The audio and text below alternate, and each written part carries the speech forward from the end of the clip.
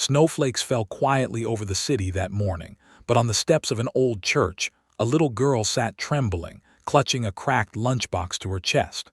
Her lips were blue, her tiny feet bare against the ice.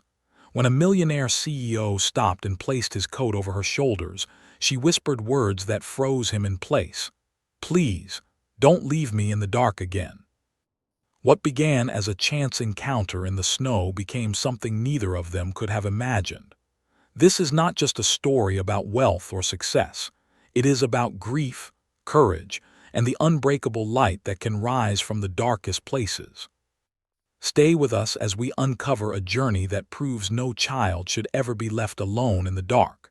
And if stories like this move you, remember to subscribe to Hidden Echo Stories, where every tale brings light to the shadows of life. The snow was falling in soft layers across Boston, the kind that hushed the city and made even the busiest streets feel like they belonged to another world. Inside a black SUV parked near the old stone church, Lucas Bennett sat unmoving. His hands rested on the steering wheel as if he had forgotten what driving meant. 2 years had passed since he had stepped through those church doors. 2 years since the funeral that had unraveled everything he thought permanent. The calendar always found a way to remind him. This day carried the weight of silence and sorrow like an old bruise pressed too hard. Lucas was a man who owned skyscrapers, companies, and influence, yet none of it filled the hollow rooms of his Beacon Hill mansion. The house gleamed, but it did not breathe. Meals appeared on the table, paintings rotated on the walls, and staff moved in and out like shadows, but when the doors closed, nothing remained except silence. That silence was not peace. It was punishment. It was the echo of a life cut in half.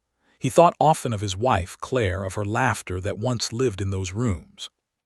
He thought of the plans they never reached, the family they never built.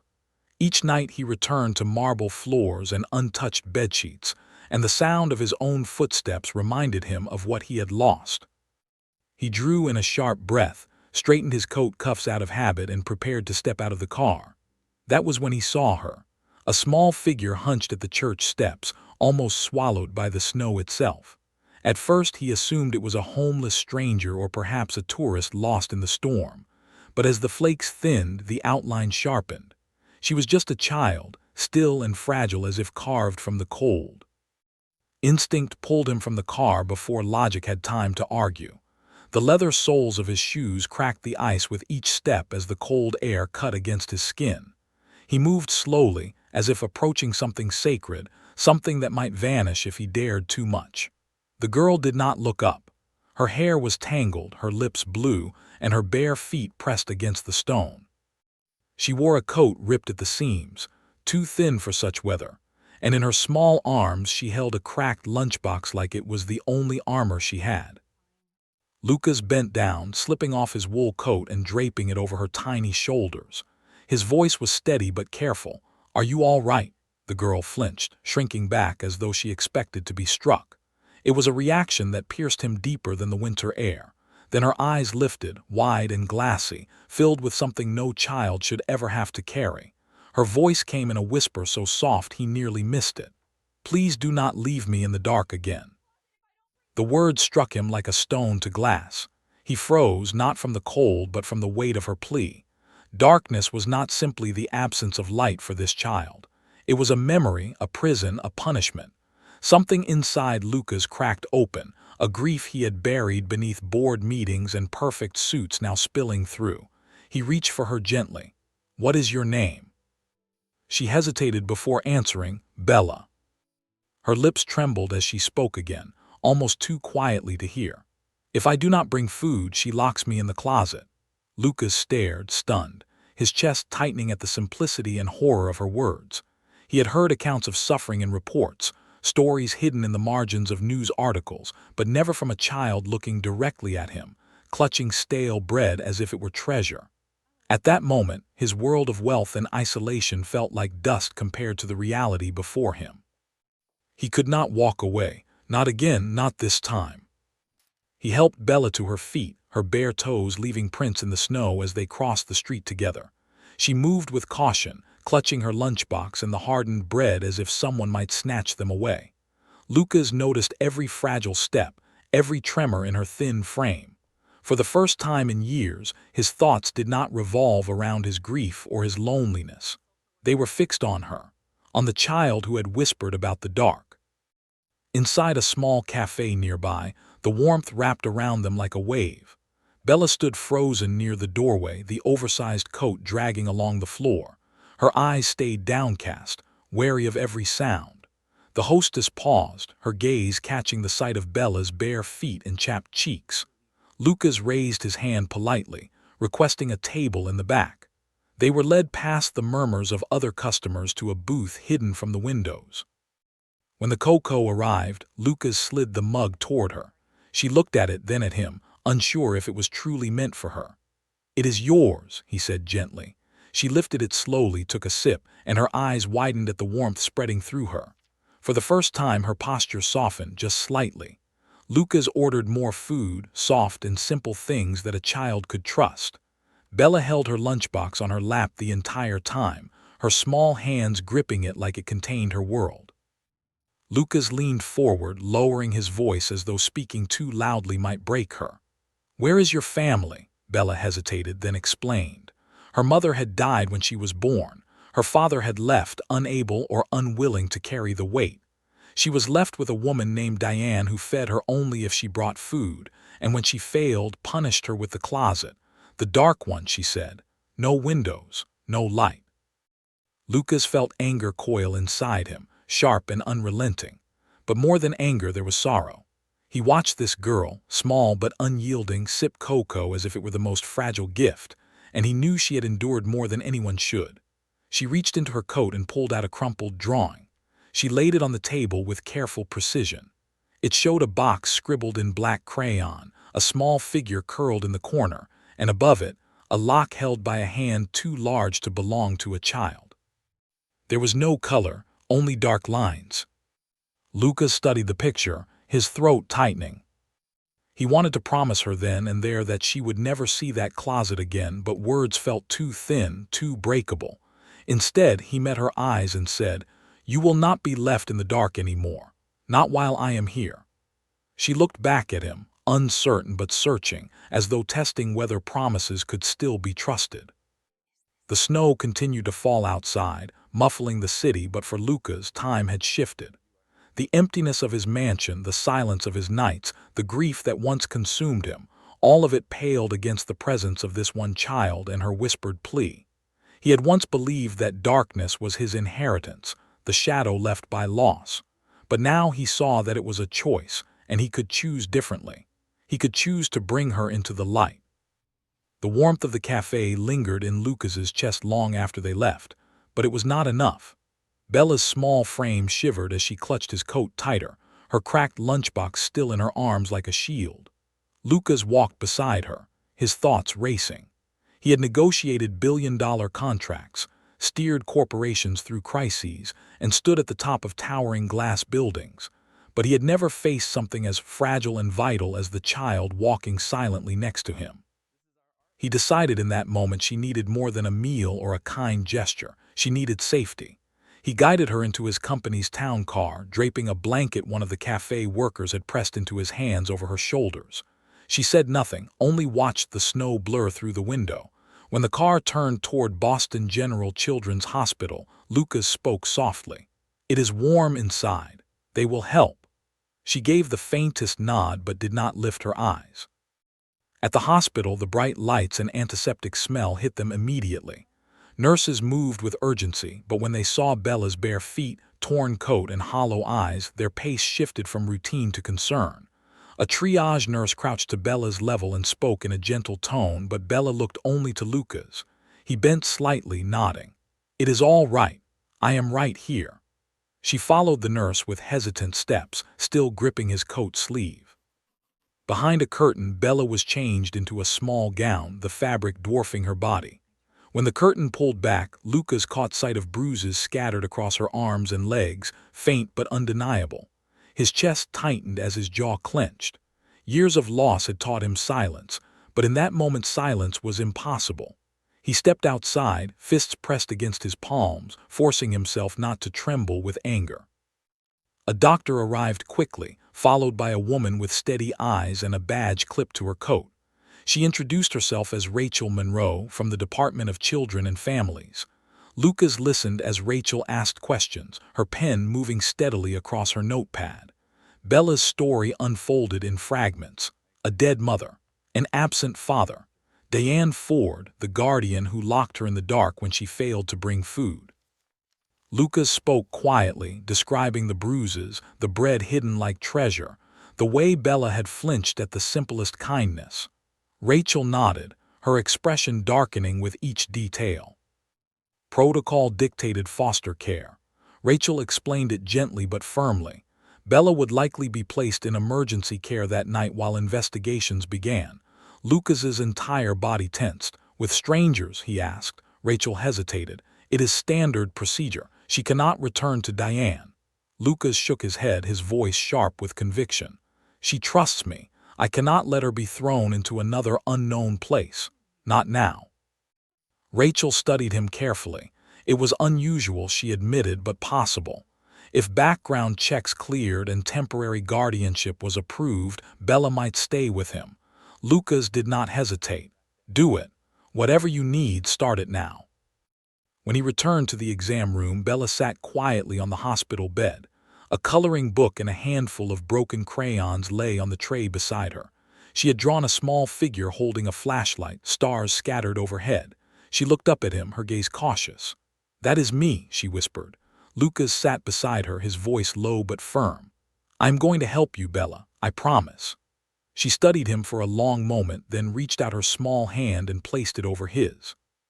For the first time, her fingers were steady. Later that evening, Lucas carried her through the glass doors of his penthouse. The doorman's eyes widened at the sight of a barefoot child wrapped in a tailored coat, but Lucas silenced questions with a glance. Inside, the high ceilings and gleaming floors seemed suddenly obscene. The place had been built to impress investors and colleagues, not to welcome a child. Bella stood still near the threshold, shrinking beneath the expanse of the room. Her fingers gripped the lunchbox so tightly her knuckles whitened. Lucas tried to reassure her. "It is safe here. No one else lives here. No one will lock you away." But Bella pressed her back against the wall, her eyes darting toward every shadow. He did not push. Instead, he placed apple juice and crackers on the table and retreated, giving her space. In his office down the hall, he opened his laptop, not to check stock reports or contracts, but to search nightlights for children afraid of the dark. Page after page of glowing moons, stars, and gentle animals filled the screen. He hesitated over a soft yellow star, its glow warm enough to chase shadows without being harsh. It reminded him of the crayon drawing Bella had made, the one where light pierced through the black box. He ordered it for same-day delivery. When he returned to the living room, Bella had fallen asleep on the couch, curled into a ball beneath his coat. The hospital's small stuffed owl, a gift from a nurse, was tucked under her chin. Lucas watched her breathing, shallow but steady. He draped a blanket over her, then sat across from her in the dim firelight, listening not to silence but to the fragile rhythm of her rest. The nightlight arrived before dawn. Lucas unpacked it carefully, almost reverently, and placed it in the guest bedroom. When he carried Bella in, she stirred but did not resist. The golden glow filled the corners of the room, pushing the shadows back. "Is this mine?" she asked softly, her voice heavy with sleep. "It is your room while you are here," Lucas replied. She looked at the little star and whispered, "I named it Star. She cannot get me if Star is watching." Lucas's chest warmed as he whispered back, "That is a good name." In the days that followed, the penthouse changed. The sterile silence gave way to the sound of crayons scratching on printer paper, of cautious laughter that slipped out between bites of toast. Bella began tapping her drawings on the refrigerator, small crooked pictures of stars and houses and closets pierced with light. Lucas helped her create what he called the official art wall.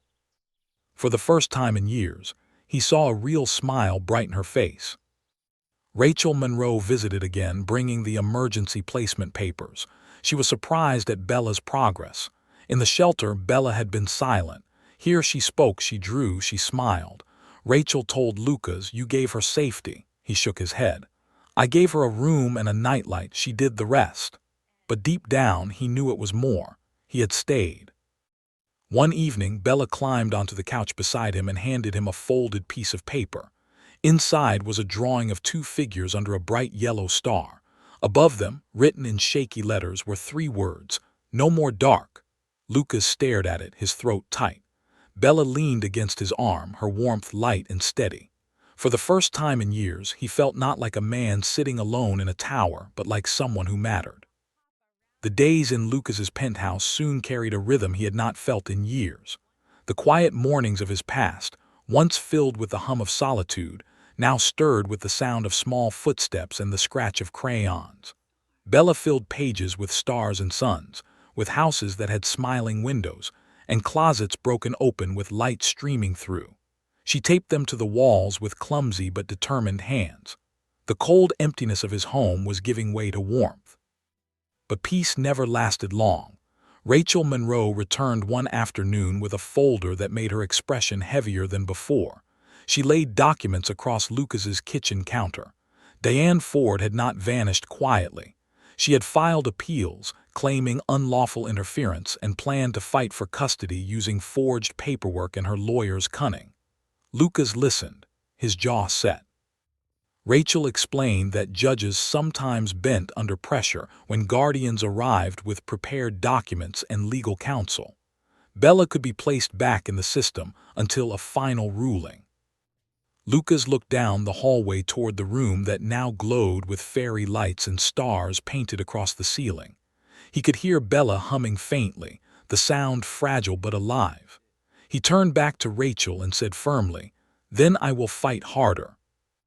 The days leading to the hearing were filled with preparations. Lucas called the best child advocacy lawyer he knew, gathering every piece of evidence: medical records, witness statements, photographs of bruises, Bella's drawings. Yet late at night, when the apartment grew quiet, fear pressed in. He watched Bella sleep beneath the glow of the star-shaped nightlight, her small hand curled around the stuffed owl, and the thought of losing her carved into him like a blade. Grief had once hollowed him out. Now it was the terror of losing again that kept him awake. One night he woke to find the apartment too still. His heart raced as he called Bella's name. Then he saw the guest closet door ajar. Inside, she sat on the floor, knees to her chest, holding Owie tightly. Her eyes were dry but far too calm. "I wanted to see if I was still afraid," she whispered. Lucas dropped to his knees. "Why, Bella?" Her voice trembled but carried truth beyond her years. "Because sometimes the bad things come back, even when it is warm." He swallowed hard, fighting the ache in his chest. "No one will take you back, not without a fight." She looked at him, eyes wide and searching. "She said you would get tired of me." Lucas reached for her, his voice low but steady. "You do not get tired of the people you love." For a moment she hesitated, then she leaned into him, her small body folding against his chest. "I thought if I could beat the dark by myself, you would not have to." He held her tightly, words failing, but his arms promising what language could not. When the day of the hearing arrived, the courthouse stood gray and cold under a pale sky. Lucas had walked into boardrooms where decisions worth billions were made, but none felt as heavy as this. Bella walked beside him, dressed in a simple navy dress scattered with tiny silver stars.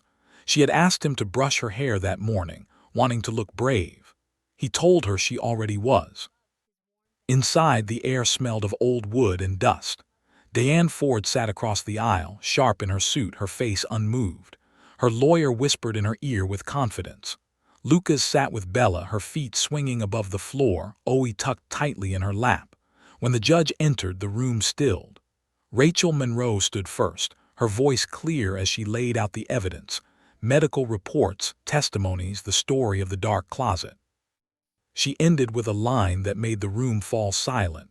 "She never asked for toys or treats, Your Honor. She only asked not to be left in the dark."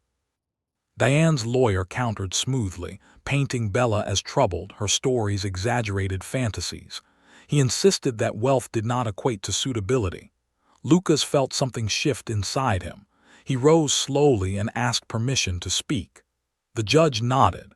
He stepped forward, his voice steady but carrying a weight deeper than any contract he had ever signed. I'm not here because I have money. I am here because a little girl stood in the snow with bare feet and whispered that she was afraid of the dark. And I knew with every part of me that no child should ever feel that way again. She does not ask for grand things. She asks if the lights will stay on. She checks closets before she sleeps. She has been failed more times than I can count by adults who should have protected her. I will not fail her. His words hung in the air, raw and unpolished. Then came the question, did the child wish to speak? Bella's eyes widened, but she stood. Her small frame looked impossibly fragile behind the podium, but her voice carried a strength that hushed the courtroom. Mr. Lucas gave me waffles and a nightlight named Star. He does not get angry when I forget to fold my socks. He said the dark does not win anymore, and I believe him. The judge leaned forward, her eyes softening. You are very brave, Bella, thank you. Then, after a pause that seemed to stretch into eternity, the gavel fell. This court grants permanent guardianship of Bella Ford to Lucas Bennett, effective immediately. The sound cracked through the room like thunder. Diane's face hardened, but the decision was final. Bella turned to Lucas, her eyes wide. Did we win? She whispered. His throat tightened as he smiled through the weight of tears. Yes, kiddo, we did. That evening, Bella ran into her new room. Books lined the shelves, fairy lights glittered across the ceiling, and her drawings covered the walls. She spun in the center, arms wide, and whispered, "It smells like warm." Lucas stood in the doorway, his chest aching with something fierce and tender all at once. "Welcome home, Bella," he murmured. The mornings that followed carried laughter instead of silence. Bella drew suns and stars, tapping them proudly to the refrigerator. One drawing showed 3 figures beneath a house, a man in a suit, a girl with wild curls, and a smiling owl floating above them. At the top were 2 words written in shaky letters, "Our home." Lucas paused as sunlight spilled across the paper, illuminating it as though the universe itself had given its blessing. For the first time in years, he did not feel alone in his tower of glass. He felt home. There are stories that slip quietly into our lives and leave us unchanged, and there are stories that crash into our hearts like a sudden storm, shifting everything we thought we knew. Bella's story was one of those storms. A small child, trembling in the snow, clutching a broken lunchbox and whispering that she was afraid of the dark. Those words became the spark that brought a grieving man back to life. And in return, he became the light she had been searching for all along. Lucas had built towers of glass, commanded rooms filled with power, and measured his life in wealth and contracts. Yet none of it carried the weight of a single child's trust. Bella did not care about his money or his name. She cared that he stayed. She cared that the lights did not go out. She cared that when she opened a closet door, she was no longer met with shadows but with safety. The courtroom's gavel did not just mark a legal decision. It marked the moment 2 broken pieces found each other and fit. Bella had found a father who refused to walk away, and Lucas had found the family he thought was forever lost. Together, they proved that darkness does not win when someone chooses to hold the light steady. Every child deserves to feel safe. Every child deserves to fall asleep without fear. And sometimes, the ones who save us are the ones we least expect, the ones who arrive quietly, asking only for light, and in doing so, give us back our hearts. If this story touched you, if it reminded you that love can rise from loss and that hope can be born in the unlikeliest of places, then let this be more than just a story you watched. Let it be a reminder. We all carry the power to be someone's light, to step into another's darkness and refuse to let them face it alone. Here at Hidden Echo Stories, we believe that stories are not just meant to entertain. They are meant to heal, to inspire, and to remind us that even on the hardest days, tomorrow can still shine. If you believe in that too, if you believe in the strength of compassion and the quiet victories of the human spirit, we invite you to stay with us. Subscribe to Hidden Echo Stories, and together we will continue to share tales that echo in the heart long after they end. Because no one, child or adult, should ever be left in the dark.